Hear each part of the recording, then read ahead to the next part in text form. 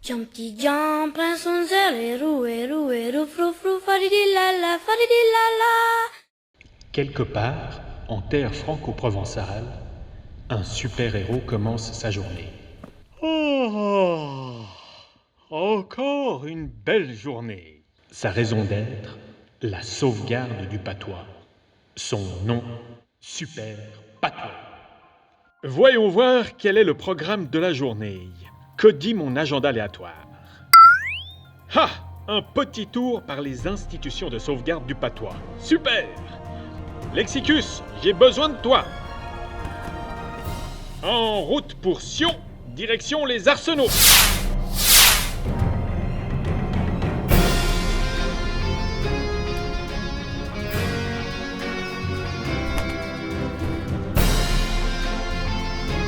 Sans indice creux.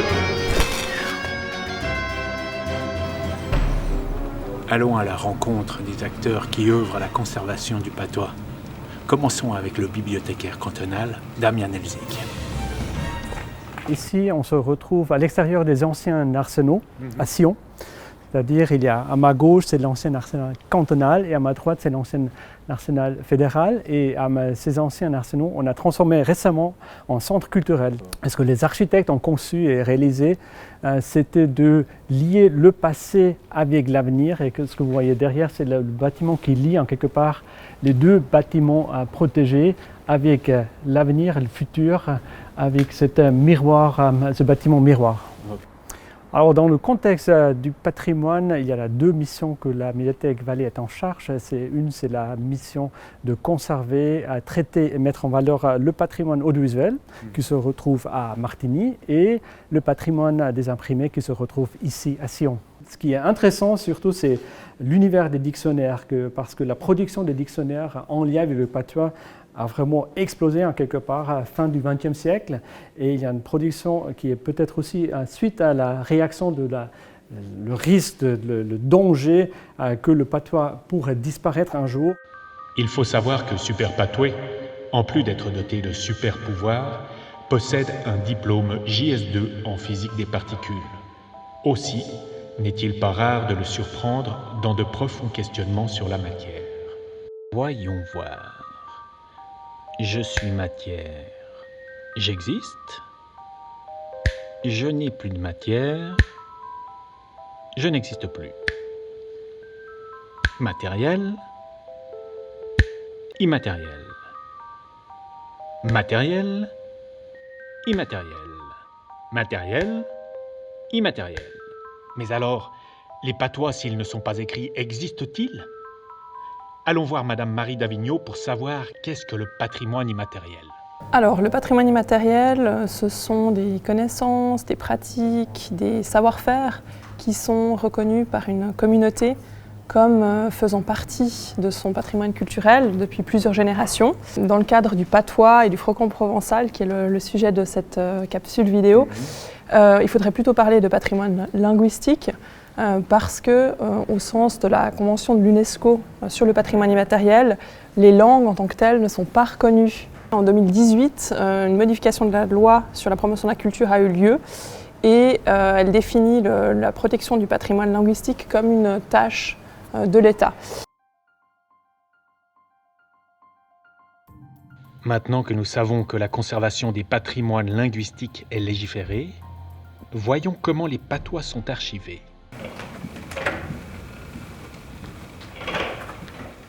Alors, les archives d'État du Valais ont plein de fonds qui émanent à la fois de l'État du Valais, de communes valaisannes, ce sont des sources officielles, publiques. Il y a également des fonds d'archives privés qui renseignent sur la mémoire du patois.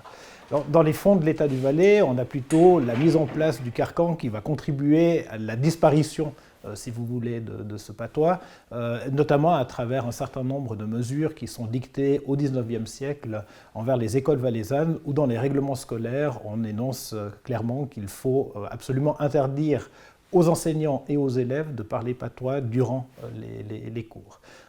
Et d'ailleurs, au XXe siècle, les premiers membres de la Fédération cantonale valaisanne des Amis du Patois vont rappeler aux enseignants qu'ils sont en grande partie responsables de la disparition de cette langue, puisqu'on interdisait en fait aux enfants de la parler en classe.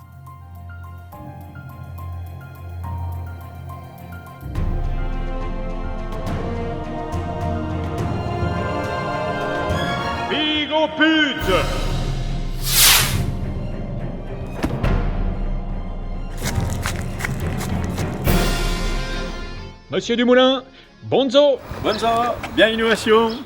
J'ai actuellement 66 ans. Je fais partie de cette génération qui n'est pas patoisant de base, qui a appris le patois.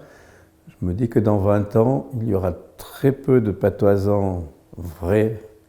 Et la Fondation du patois a, jusqu'à présent, essayé de retrouver toute une série de documents, de créer des méthodes de langue et autres qui vont permettre à toutes ces personnes qui, dans le futur, voudront se remettre ou se mettre au patois, d'avoir les bases suffisantes pour pouvoir faire cette étude. Alors, la Fondation du patois a beaucoup d'activités et très variées. Une des activités, c'est la signalétique. Ensuite, il y a l'enseignement. Dans l'enseignement, il y a vraiment beaucoup de choses. Il y a entre autres un programme e-learning, des petites émissions TV qui fait parler les patoisans de toutes les régions. Il y a un bar patois aussi, où les patoisans de différentes régions se retrouvent pour échanger chacun dans leur patois. Les gens aiment retrouver leurs racines, je pense. Et il y a beaucoup de jeunes couples ou même d'autres personnes qui veulent acquérir une maison et donner un nom en patois à leur habitation. Concernant cette exposition Patoisland, j'ai eu l'occasion de la visiter et je tiens à relever la qualité de cette exposition où on peut voir pas mal de textes explicatifs sur le patois et entendre beaucoup de contes, d'histoires ou d'explications qui sont données dans différents patois locaux. Et je pense que c'est quelque chose qui sera un document de référence pour la postérité.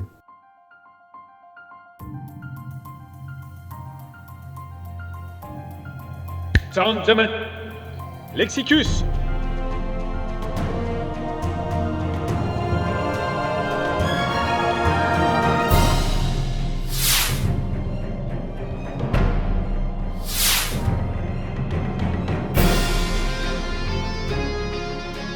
Mais, madame la directrice, qu'est-ce qui est arrivé à vos cheveux? Vous plaît? Oui. È un ozzerno di Patoisland, un'esposition piena di bici e di mostri leggendaires, da un mostro da qui.